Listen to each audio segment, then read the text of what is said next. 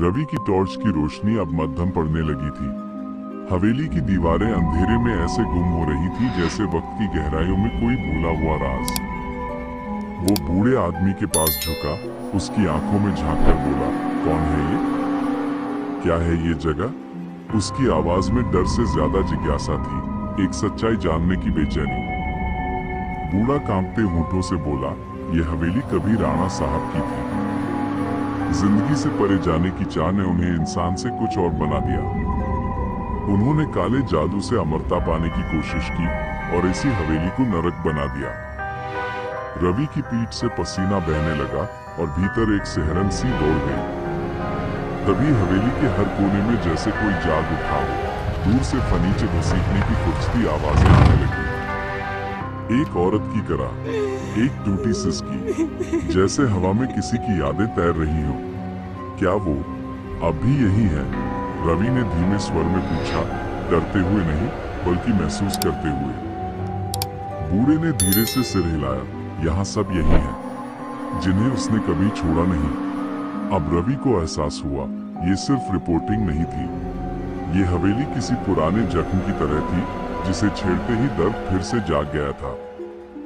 रवि ने खुद को समेटा, कैमरा थामा, टॉर्च को कसकर पकड़ा और बाहर निकलने के लिए बढ़ा। लेकिन गलियारों की शक्लें बदल चुकी थी। दरवाजे जो पीछे छूट गए थे अब वहां नहीं थे। हवेली अब एक भूल भुलैया बन चुकी थी, जैसे किसी ने उसे अंदर कैद करने की तैयारी कर ली हो। हर दीवार, हर कोना उससे बातें कर रहा था।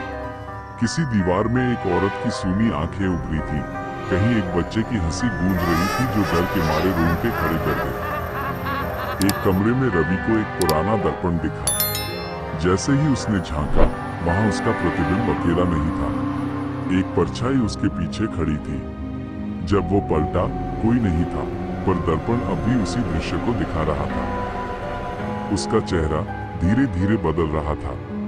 आंखें कठोर हो रही थी, चेहरा राणा साहब में तब्दील होता जा रहा था। ये क्या हो रहा है? रवि की सांसें थम सी गईं। बूढ़े की गूंजती आवाज फिर सुनाई दी, हर 100 साल में हवेली अपना नया रक्षक चुनती है, अब तू वही है। रवि के हाथ से कैमरा गिरा, जमीन पर एक टूटे हुए सपने की तरह। उसके होंठ हिले पर कोई आवाज नहीं निकली। उसकी आंखों में अब डर नहीं था, एक खालीपन था, मानो उसकी आत्मा कुछ और बन चुकी थी।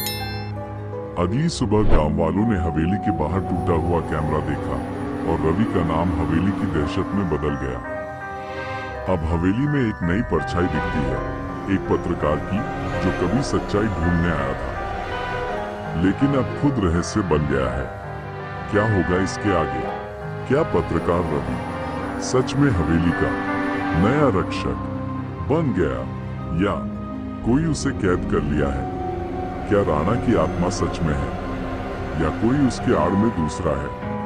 ये सब जानने के लिए हमारे चैनल को सब्सक्राइब करें और बेल आइकन भी दबा दें और कमेंट में बताएं ये कहानी कैसी लगी। वीडियो अच्छी लगे तो एक लाइक जरूर दें।